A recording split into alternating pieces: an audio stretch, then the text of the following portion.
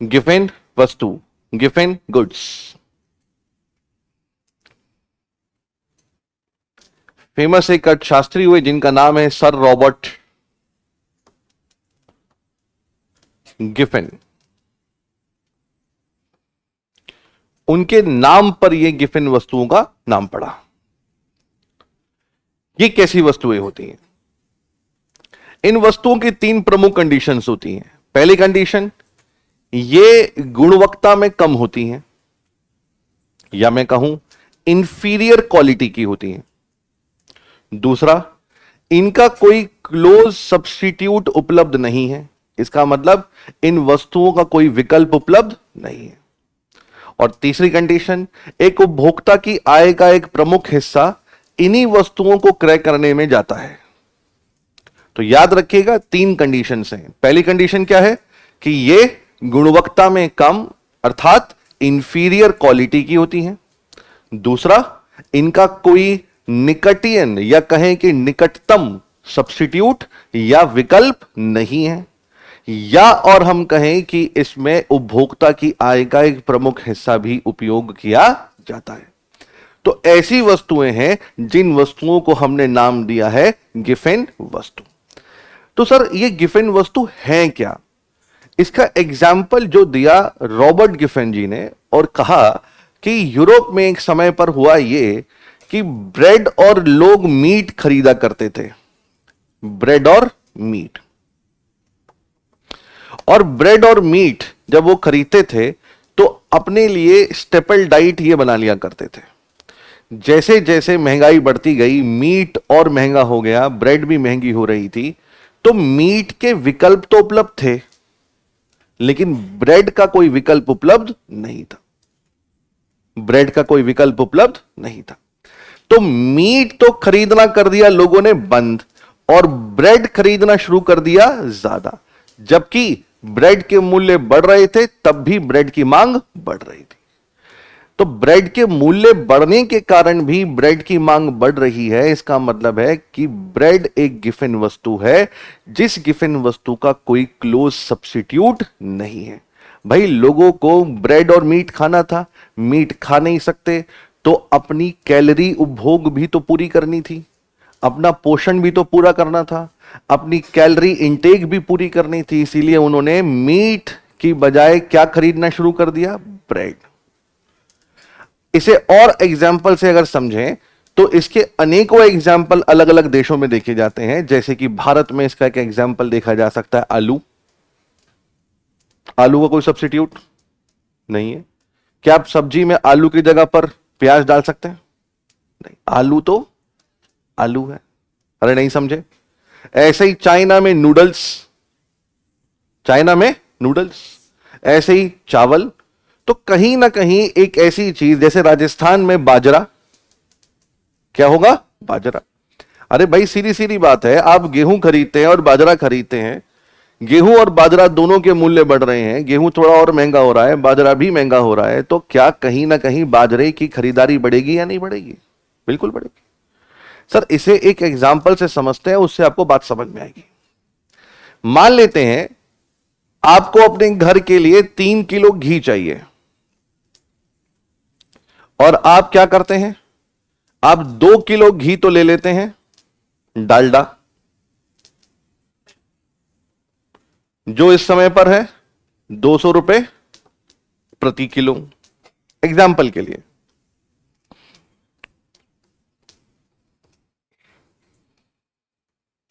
ठीक। और 1 किलो ले लेते हैं आप देसी घी, जो है लगभग 600 रुपए किलो।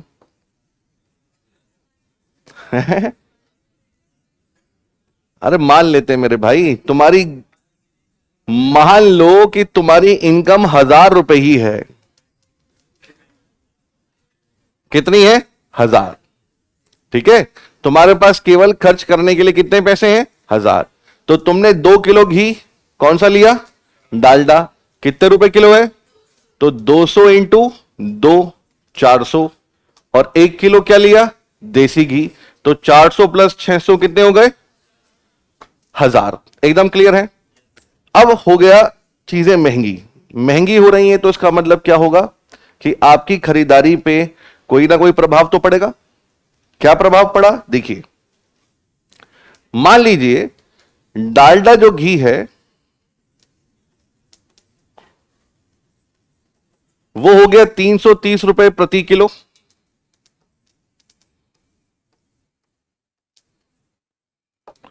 और जो देसी घी है वो हो गया 900 रुपए किलो।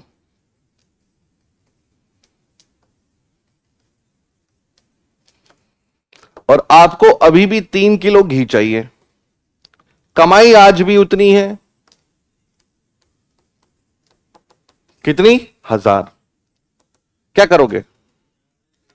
हां, देसी घी खरीदोगे 1 किलो और काम चला लोगे? हां, क्या करोगे? अब आप देसी घी को छोड़ सकते हो क्योंकि देसी घी का सब्स्टिट्यूट उपलब्ध है। देसी घी का सस्ता सब्स्टिट्यूट खुद वनस्पति घी अर्थात डालडा घी है, लेकिन डालडा घी का सब्स्टिट्यूट कोई भी नहीं। ये गुणवत्ता में थोड़ी कम भी है, इसका कोई सब्स्टिट्यूट भी नहीं है, और आपकी आय का एक बड़ा हिस्सा इसे खरीदने के लिए जाएगा। अब आप देसी घी नहीं खाओगे, क्या खाओगे? डालडा। अब 3 के 3 किलो लोगे डालडा घी। अब जब 3 किलो डालडा घी ले रहे हो तो क्या डालडा घी के मूल्य बढ़ने के कारण उसकी मांग भी बढ़ रही है? हाँ या ना? अरे मूल्य बढ़ने के कारण मांग भी बढ़ रही है, और जब मूल्य घटेंगे तो मांग भी घटेगी। मान लीजिए कि डालडा सस्ता हो रहा है तो देसी घी भी सस्ता हो रहा है, तो जब देसी घी डालडा दोनों सस्ते होंगे तो देसी घी खरीदोगे ज्यादा और डालडा खरीदोगे कम। तो सर ऐसी वस्तुएं, जिन वस्तुओं के मूल्य बढ़ने पर मांग बढ़ेगी, मूल्य घटने पर मांग घटेगी, ये तो इंपैक्ट हुआ किसका? मूल्य का। सर आय का इंपैक्ट क्या होगा?